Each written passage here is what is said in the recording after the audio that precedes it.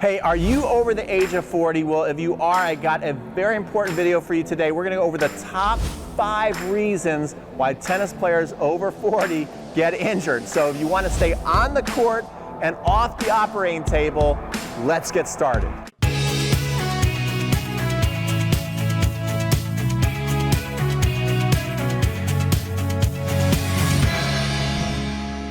Okay, reason number 1 is lack of exercise. I've said this in some past videos, and I'm gonna say it again.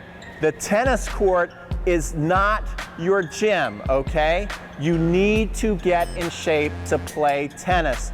Don't play tennis to get in shape, because what's gonna happen is, number 1, you're gonna lose more matches. If you're playing somebody who takes their fitness seriously, they are going to beat you if all things are created equal, unless they're just really, really weak mentally, then they might blow it. But in general, if everything's created equal and they're in better shape than you, most likely they're gonna beat you. But the other really dangerous thing is, if you're not taking care of your body is not gonna take care of you. And this is when you can tend to get a lot of injuries, a lot of leg injuries, blowing out calves. I've seen all this stuff, pulling your groin, and also lots of arm injuries, shoulder injuries. You need to be exercising on a regular basis, and you need to be doing it smarter, not necessarily harder. Okay, so reason number 2 why tennis players over the age of 40 get injured is lack of rest. I know that you love the sport. That's great. You'd love to be out here every single day. But you also gotta be smart about your training. We wanna be out here month after month, year after year. I just got an email from one of my favorite online students, and he said that he just got hurt again. He goes, well, it might be because I just played 9 days out of 10. And he actually just came back from an injury, and he was so excited to be back on the court that he wanted to be on the court every single second. You gotta pace yourself, you gotta be smart. It's a marathon, not a sprint, guys. Reason number 3, and this is a big one why people get injured, is that you have inefficient stroke technique. Your fundamentals are not fully developed, and especially I think for people who started when they were a little younger. Maybe you started in your 20s, 30s, and even in your early 40s. But as you get into your late 40s, 50s, 60s, if your technique isn't there, and you're especially trying to create power with inefficient stroke technique, the first thing that's gonna happen for sure, you're gonna start to see elbow injuries, the tennis elbow, and wrist injuries. Then it's gonna tend to work its way up to the shoulders, and you're just gonna feel a wreck. You're gonna go out there with like this total arm sleeve. So you wanna make sure, the best thing is that if players with efficient stroke technique, they're not using their arm to hit their shots. They're using their entire body. They're using the kinetic chain. They're starting with force, ground force, working their way up into the hip, using the core, and then the racket's the last thing that goes. That's the last thing along the way for the ride. So, you know, that's why it's a great idea to go in and get online instruction courses and watch them over and over again. Do lots of shadow swings and lots of filming of yourself to make sure that those strokes are intact. Because if you're going out there and you have stroke technique where the fundamentals are not there, and you're trying to muscle what used to work when you were younger and you could get away with, it's not gonna work when you're older. Okay, reason number 4 why you get injured, and I am so, look, if I would have taken my own advice, especially when I was younger, I'd be in a lot better shape right now, okay? And that is not doing the proper warm-up and the proper cool down after your matches. You need to warm yourself up properly before matches and cool down after matches. Now, here's just a quick tip. Before your matches, what you wanna be doing is lots of ballistic stretching, to where you're on your toes, and then you're going more into your stretches in a dynamic fashion. And that's the way you wanna warm up for your matches and make sure everything feels loose and limber. I know it is hard to do, especially when you're playing league tennis or you're in a tournament, and it's not always clear when you're gonna go on. But even if you can kind of feel, you gotta get that feeling like, okay, it's gonna be 5, it's gonna be 10 minutes.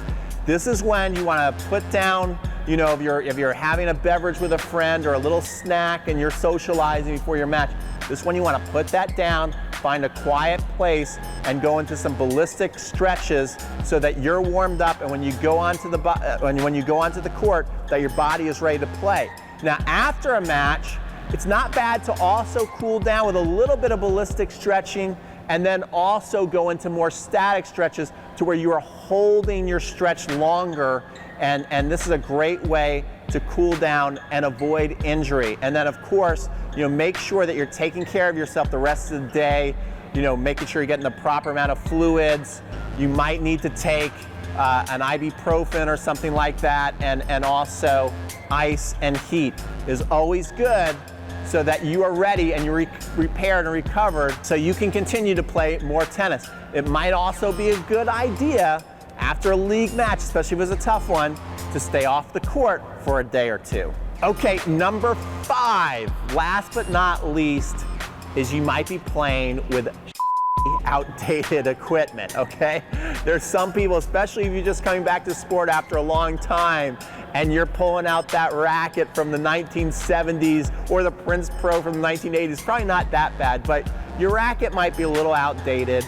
Your strings also might be, especially, how long has it been since you've strung your racket? If it's been 6 months or more, it's probably time for a new string job. So make sure you're keeping fresh strings. You can also go to your local pro shop if you have trouble with your elbow and things like that. If you have injuries, you can go and say, hey, what are the best rackets that are easy on my arm, and what are the best strings that are also easy on the arm? And also really explain your game, how you like to swing at the ball, how much spin you put on the ball.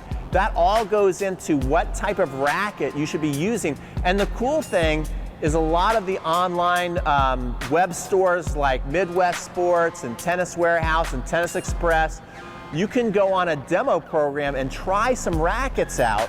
Well, I think you put down a little bit of down payment towards the racket, but it's kind of cool. You can try a number of rackets out until you find one that really feels good, to where you're playing really, really great tennis, and also the racket feels good with your body. That's usually a sign that it's going to be a great racket for you. Okay, guys, so let me recap the top 5 reasons so we can stay on the tennis court and avoid the operating table. Reason number 1 is lack of exercise. Remember, don't view the court as your gym. It is not. Number 2 is lack of rest. I know you love tennis and you want to be out here every day, but if you try and do it and overdo it, you're gonna get hurt. Reason number 3 is inefficient stroke technique. That's why it's a great idea to buy my courses, because I teach you nice solid fundamentals that are safe. Number 3 is proper warm up and cool down. That's what you want to be doing. You just want to go out there cold and go right into a match. That's just a big, big flirtation with disaster. And number 5 is you don't want to be using shitty equipment. All right? That's going to get you to the next level in your tennis. And you know what I want to do right now? I want to give you a free 8-part training series that's definitely going to get you to the next level, maybe even improve up to 2 levels in 12 months or less. I got an incredible preview. Hey, if you like this video, you know what would make me feel really good right now? You know what would make me feel really good? Is a like. Like this video, share it with your friends, and comment below. Let me know, hey, what's the number 1 thing that you have done that's maybe not the most intelligent thing to get injured, or what do you do that really works for you that helps you avoid getting injured? I'd like to know, and also everybody else out there wants to know, what are you doing right, what are you doing wrong, so we can learn from each other. Here's the preview, check it out, and sign up. Hey guys, Pete from Crunch Time Coaching. Today we've got a really cool lesson for you. We're going to teach you the super spinner boomerang drop shot. Okay guys, I gotta be honest with you. Learning the super spinner boomerang drop shot is not gonna get your game to the next level in the next 12 months. And my job as your tennis coach is to help you consistently get better, see the progress, grow in your tennis game. So what we're gonna do today is a little different. We're gonna put down the racket, we're gonna put down the balls, we're gonna leave the tennis court, and we're gonna head on over to my house, and I'm gonna show you exactly step by step the pitfalls to avoid and what you really need to be doing over the next 12 months if you want to see your game go up to the next level. So come on, let's go.